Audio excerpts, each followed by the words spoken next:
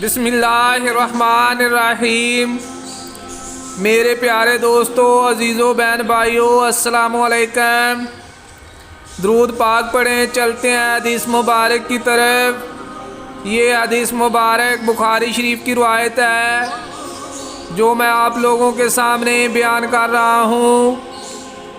اس حدیث مبارک میں عورت کو نامحرم کے ساتھ سفر کرنے کے بارے میں بتایا گیا ہے۔ نبی کریم صلی اللہ علیہ وآلہ وسلم نے فرمایا کہ کوئی عورت اپنے محرم رشتہ دار کے بغیر سفر نہ کرے، اور کوئی شخص کسی عورت کے پاس اس وقت تک نہ جائے جب تک وہاں زیر محرم موجود نہ ہو۔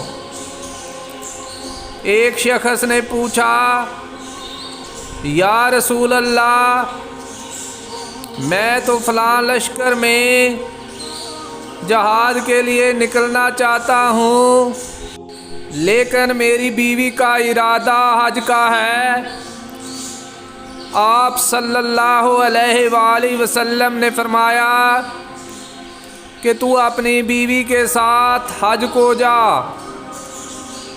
میرے پیارے دوستو، اگر آپ حدیث مبارک سننا پسند کرتے ہیں تو اس طرح کی مزید حدیث کے لیے چینل کو سبسکرائب کر لیں۔